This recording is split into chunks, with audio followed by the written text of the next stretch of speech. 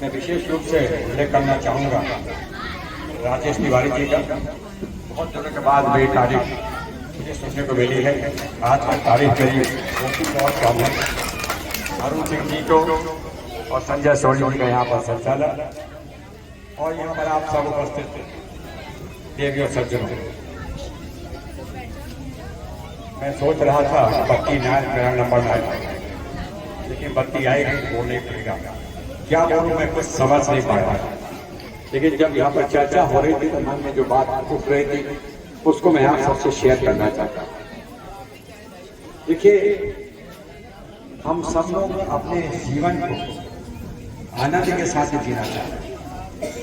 मुझे नहीं लगता है कि कोई भी ऐसा व्यक्ति यहाँ पर होगा, कोई भी महिला ऐसी होगी जो कि यह मना रहे होंगे हे भगवान मुझे खूब कष्ट दो और मेरा जीवन कष्टमय है। सभी लोग, चाहे वो पढ़ी हो, लिखी हो, संपन्न हो, गरीब हो, इस समाज के हो, उस समाज के हो, ऐसा कोई व्यक्ति मुझे आज तक मिला नहीं जो कि ये कहे कि मैं जीवन में कष्ट भोगना चाहता हूँ। सब आनंद से जीना चाहता हूँ। लेकिन प्रश्न ये है कि हम जी क्यों नहीं पा रहे? वो कौन सी बाधाएं हैं जो कि हमको आनंदित जीवन जीने में बाधा खड़ी कर? मैं चाहूंगा कि आप सब लोग सोचिए कि आखिर कौन से वो कारण है कि हम यह कह सकें कि यह कारण अगर दूर हो जाए तो हम यहाँ पर आराम से जीवन जी सकते हैं। एक सामान्य रूप से मैं कह दूं तो हम दो कारणों से जूझ रहे हैं, और अगर वो दोनों कारण ठीक हो जाए, ठीक हो जाए तो हमको लगता है कि हमारा जीवन बड़े आराम से बीत सकता है, आनंदमय जीवन हम जी सकते हैं।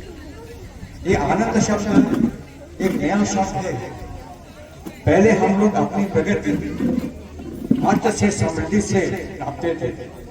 अब सारे विश्व में एक नया मापदंड आया है कि हम आनंद, कितने आनंद से जी रहे हैं।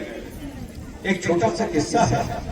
एक लड़का था, उसको मोटर देख करके मोटर को पाने की बड़ी अभिलाषा थी, और जब कभी भी वो मंदिर जाए, एक बाबा जी थे मंदिर में, उनके पास जाए तो हमेशा कहता था हे बाबा जी मुझे पुरानी मोटर, बहुत महंगी मोटर थी, कई करोड़ रुपए की मोटर थी, मुझे ये मोटर चाहिए, मुझे ये मोटर चाहिए।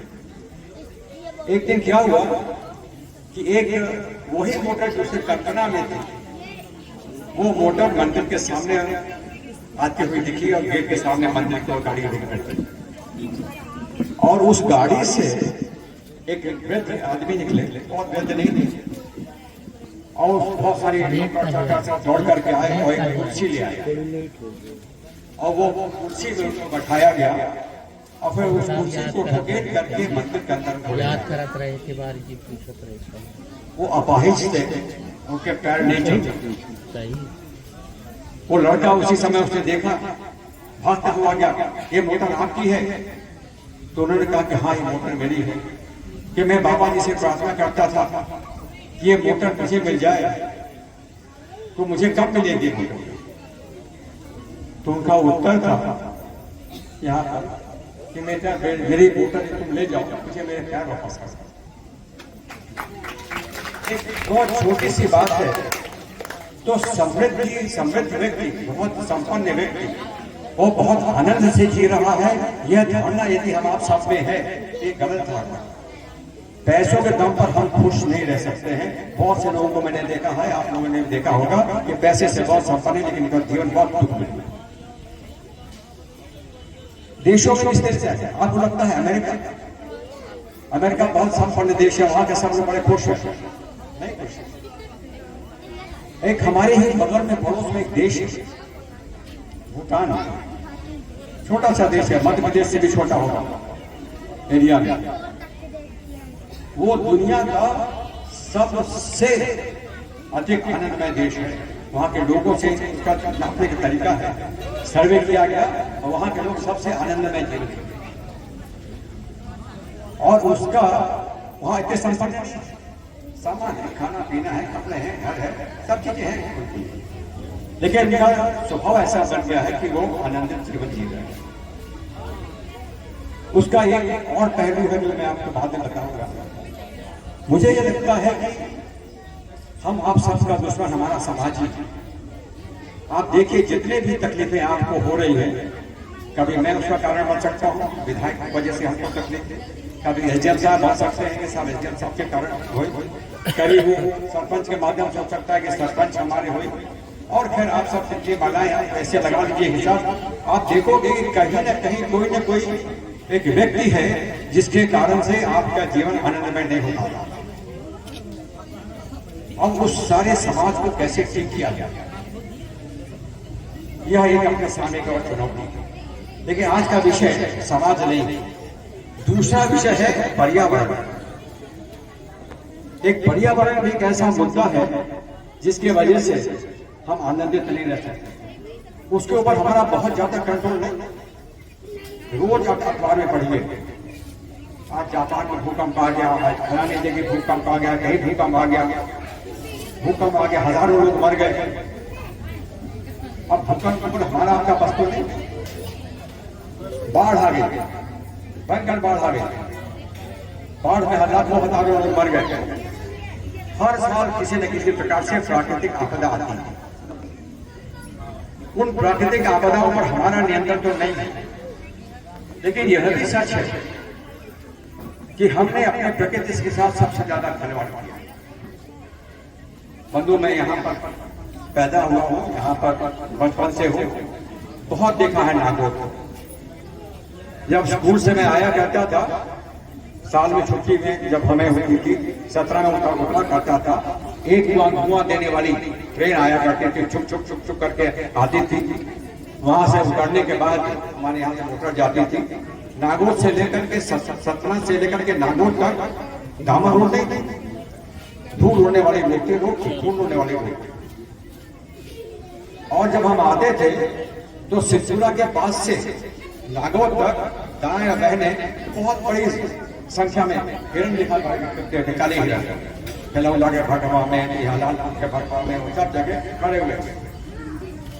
और जैसे हम लोग की आदत, हम सब दोषी हैं, हम सब लोगों ने गलतियां किया है, किसी का आज भुगत रहे और आज भी करते जा रहे हैं। सबसे पहले हम पूछते थे वहां बंदूक बाइक नहीं लाई, तो जब हमारे मोटर आया करती थी तो बंदूक साथ आया करती थी, हमारा पेन वेन सब दिया जाता था, बंदूक पढ़ाई वढ़ाई सब बंधु। कभी कभी मैं अपने निकलता हूँ और ये पसमानिया पहाड़ है, अपने नागौर के नदी, हम लोग नागौर के नदी में पानी पीते थे। ये आजकल तो ये बोतलें जो आ गई हैं, आजकल के जो ये थर्मोस ले गए हैं, थर्मोस को लेके नहीं आते, हाल ही हमको पानी मिल जाता। शिकार खेलने जाते थे, पहाड़ों घूमते थे, नाले बहते थे, बड़ी बाइक घूमते नाले बहते थे, हम सब बैठ करके वही पानी पिया करते थे, कभी बीमार नहीं। यार वो सब हमारी नदी सूख गई। लोग कभी कभी दोष देते हैं जब परिवार की चर्चा होती है कि सब ग्लोबल वार्मिंग, हमारी सारी पृथ्वी पे गर्म हो रही, लेकिन उससे पानी हमको क्यों नहीं मिल पा रहा है, ये समझने वाली बात। बर्फ पिघलने से गंगा का पानी कम हो सकता है, बढ़ सकता है, कम हो सकता है, जमुना का हो सकता है। जो नदियां बर्फ के पिघलने से बनती है उसमें ग्लोबल वार्मिंग का असर पड़ सकता है, लेकिन हमारी नर्मदा नदी को सूख, वहां तो बर्फ से नहीं निकलती है, वो तो झरनों से निकलता है, वो क्यों सूख गई नर्मदा। आप चलिए यहाँ पर, वहां अमरकंटक से जहां से झरना गिरता उसके बाद 10 किलोमीटर नर्मदा का पता ही नहीं। बरसात में बाढ़ आ गई। आज भी जो नर्मदा में पानी है वो इंदिरा सागर में पानी भरा हुआ है। हमारी सरकार चाहती है 100 किलोमीटर तक पानी भरा हुआ। कल्पना करिए कि यहाँ नागौर गंदवरिया से लेकर के छतरपुर तक पानी भरा हुआ है और 100 फुट गहरा, 150 फुट गहरा प्रबंध किया गया है, लेकिन यह पर्याप्त नहीं। एक बात मैं आपको बताना और चाहूंगा कि विश्व में जितना पानी है उसका 90% पानी हमारे उपयोग लायक नहीं है। जैसे आप सब बेटी महिला हैं, 100 बाल्टियां हैं, उसमें से 90 बाल्टियां उपयोग लायक नहीं, तो वो खारा नमक वाला पानी आप न पी सकते, न नहा सकते, न कुछ कर सकते। 7% पानी पीने योग्य है, 7 बाल्टी का पानी, लेकिन वो ऐसे जगह बह रहा है जहां कहीं इंसान नहीं रहता। केवल 3% पानी है, उसमें कुछ पानी दूषित हो जाता है। 2.5% पानी, यानी 2 बाल्टी पानी में ये सारा विश्व का जो समाज है वो वहां पर सारा विश्व का समाज उसका उपयोग कर रहा है। और उस पर भी यदि हम लापरवाही करेंगे तो हमारा हाल क्या होगा। आज चले जाइए आप हमारे पहाड़ में, जहां से आवरण नदी निकलती है, सब सूखे पड़े, और इसलिए बहुत, और कारण केवल यही, मतलब इतना सरल नहीं है निर्णय लेना। जब हम जाते हैं पहाड़ में और हमारे सामने एक माने अर्धनग्न नृत्य कर सकते हो आप, उसमें थोड़ा सा कपड़ा कर लपेटे हुए है, साफ भूख कर नहीं खाए कर नहीं, भूखन मरी थे, खेती की जमीन चाहिए, हम कैसे कहते सब में जमीन, तो मानवीय दृष्टिकोण से उनको देना पड़ जाता है। और इसलिए ये आवश्यक है कि नर्मदा को हमको जीवित करना है, अमरण को जीवित करना है, बरुआ को जीवित करना है, जितनी नदियां हैं जीवित करना है।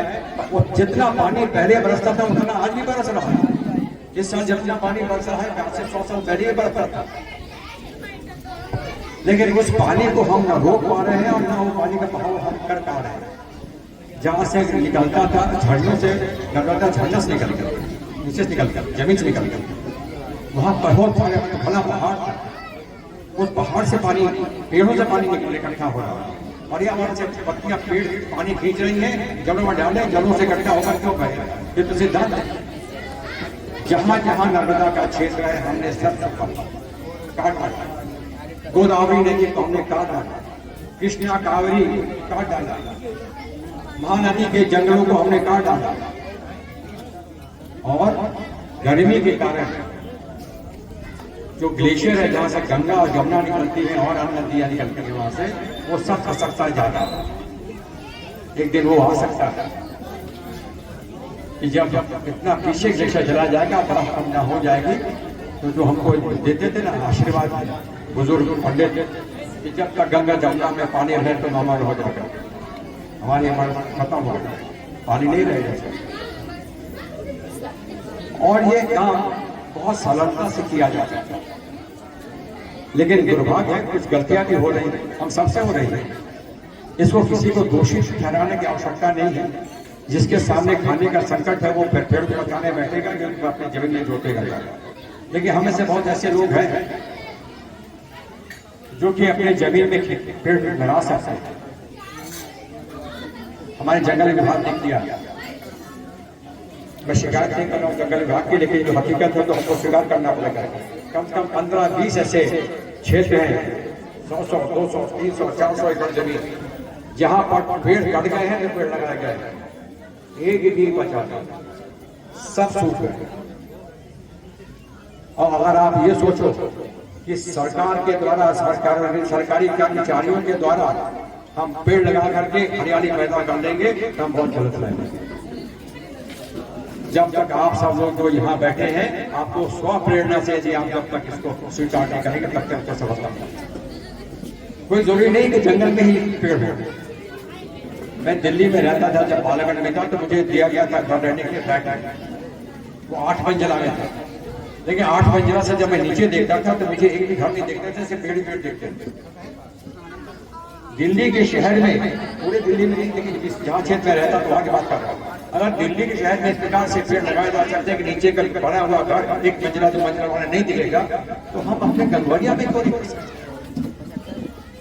हमारे साथ सरपंच यहाँ बैठे हुए हैं, मैं सरपंच साहब को उदाहरण दूंगा। मैं आपके बारे में नहीं कहूँ, किसी और के बारे में क्या कहूँ। सरपंच को मेरे पास आते सब पैसा दे दी काम के लिए, क्या काम है, तो कोई नाली बनानी है, सड़क बनानी है, सब 6 काम है। मेरे को भाई मैं तुमको 2 लाख रुपया देता हूँ और तुम 2 लाख रुपया लेकर के पेड़ लगाओ। जब मैं पटवारा से निकलूं तो तुम जाकर के वहां पर पेड़ लगा देना। उसका मन लगा नहीं, अच्छा मजा नहीं आ रहा था। तो और उसकी किस्मत भी अच्छी थी, जब मैं यहाँ से गया मेरा कागज तो रिजेक्ट हो गया कि सब विधायक इस कार्य के लिए पैसा नहीं दे सकता। मैंने कहा ये विचित्र बात है, हमको अच्छा काम करने के लिए यहाँ पर प्रेरित कर रहे हैं हम लोग को कि हम पेड़ लगाए, हमारे पास पैसा है, हम 1.5 करोड़ का खर्च करना चाहते हैं जाकर के पेड़ लगवाने में, कभी आप कंक्रीट काम में खर्च कर सकते हैं, पेड़ तो चालू चीज।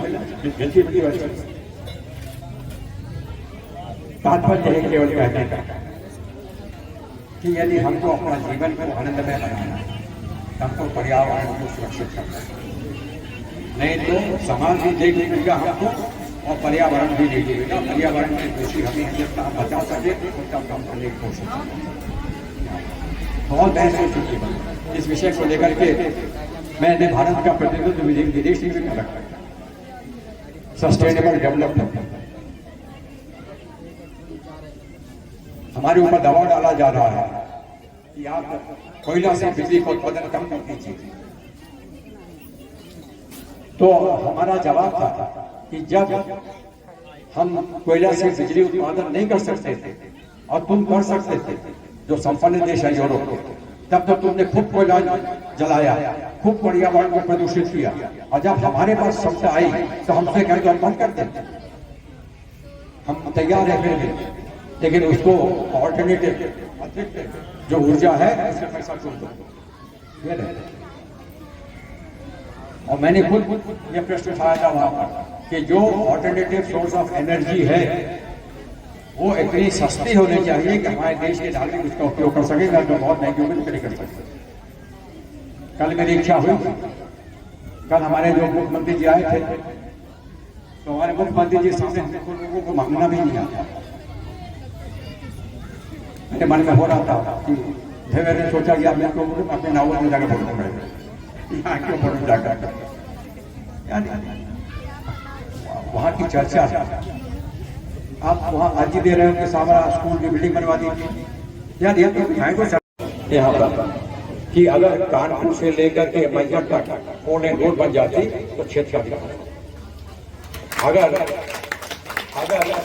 से लेकर के कोटे तक 10 मीटर चौड़ी सड़क बन जाती तो वहां का विकास होता। ये सब चीजों को वहां पर मांग करनी चाहिए थी। तो मांग कर रहे थे छोटी चीजें, उसे लगेगा 100 करोड़ 200 करोड़ 300 करोड़ का खर्च होगा, करने दीजिए। और ये बिल्कुल प्रेरणा कहाँ जानते कहां से मिली थी? एक चलिए बताए ना, अनुभव कभी पर काम ले जाते हैं। मैं सीधी आपने सीधी को उल्लेख किया था, सीधी गया था कि इतने आरजी मेरे पास कम से कम 1000-1500 आरजी नहीं होगी वहां पर। तो 1 2 4 5 6 लिखा मैंने, उसके बाद इतनी बड़ी चर्चा में बनी कि 1000 आरजी उठा सकता तो दे दिया। एसडीएम साहब रखिए और सब अदा करके मैं जा रहा हूँ। यही होता। इसके कुछ ही दिनों बाद मैं रतलाम गया जहाँ से मुख्यमंत्री आता है, वहां पूरे दिन सब कार्यकर्ता सब लोग मुझसे मुलाकात करी, सिर्फ 2 अर्जियां। मैंने कहा ये क्या बात है, सीधी में 1000 अर्जी, यहाँ रतलाम में केवल 2 अर्जी। तो मैंने अपने एक प्रमुख कार्यकर्ता से पूछा वहां यार क्या बात है, यहाँ पर केवल 2 अर्जी है, वहां क्या कितनी अर्जी जानता तो उत्तर क्या था, यार हमारे यहाँ पर PWD का राजा आया हुआ है, हम इससे प्रतिष्ठित थोड़ी करते हैं, हम उसके स्तर का मांग मांगेंगे। और उन्होंने मुझको बेवकूफ बना करके 50 करोड़ का बिल दे दिया। मुझे भी मांग रहे दे देता है राजा, मांगना भी सही चीज चाहिए। छोटे छोटे काम करो, ये गंगवरिया नहीं सुधरेगा जब तक गंगवरिया के निवासी, गंगवरिया के लोग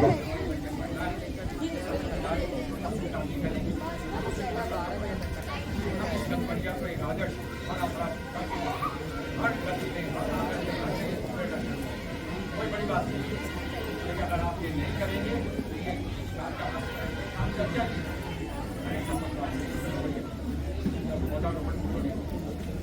आज का हमारा जो कार्यक्रम है समाज का समाधान पर्यावरण का समाधान हो जाए।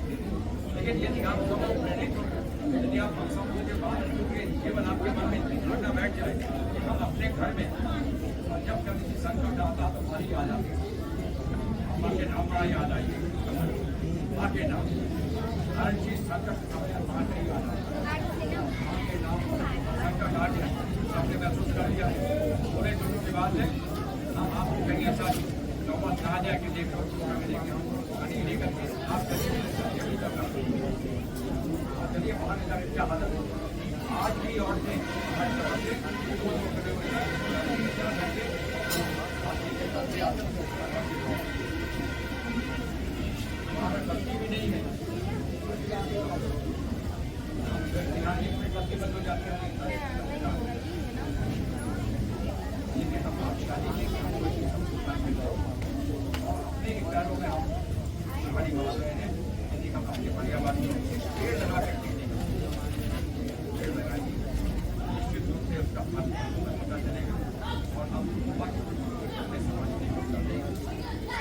क्या बुराइयां आपके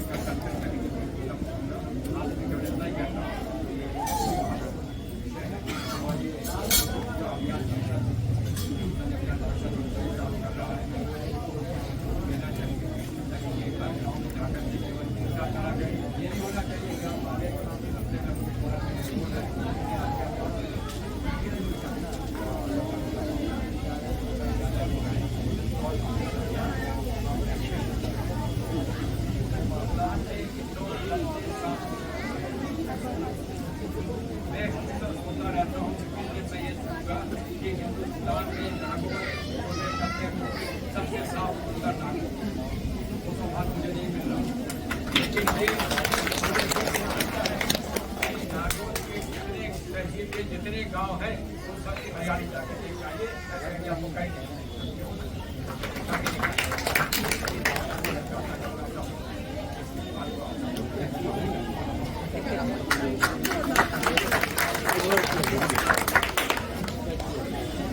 बहुत ही अद्भुत राव साहब के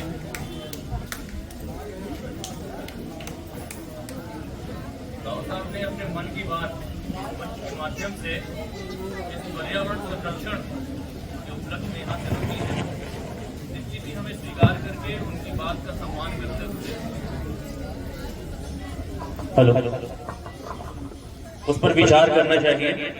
मैं दाऊद साहब के मन की बात जहां तक मैं समझता हूं, आपके अभी तो आप विधायक है ही हैं, आपके मंत्री कार्यकाल के दौरान आपने निश्चित ही नागौर को बहुत सुंदर बनाने का प्रयास किया है।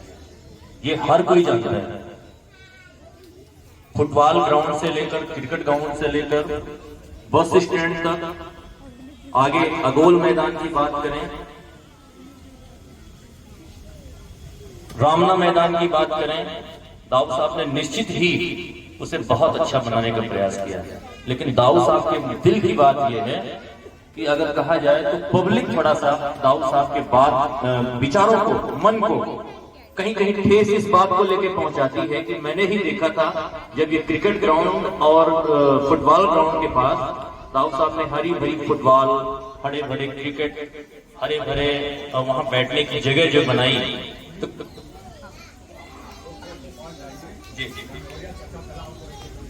बिल्कुल बिल्कुल जोरदार तालियां दाऊद साहब के लिए।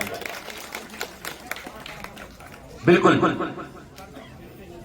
तो वो जब टूटे हुए जो बैठने की जगह बनाई थी दाऊद साहब ने, तो हम सब लोगों ने बनते हुए देखा था, और जब बन के देखे थे तो निश्चित ही हमारा नागौर बहुत सुंदर था। लेकिन आज की स्थिति अगर देखा जाए, मैं एक दिन राकेश दादा के साथ बैठा था, मैंने उनसे चर्चा किया नूर भाई के साथ में, ये देखिए दाऊद साहब के प्रयास तो कितने अच्छे थे, लेकिन हमारे नागौर के लोगों ने ही इसको कितना खराब कर दिया।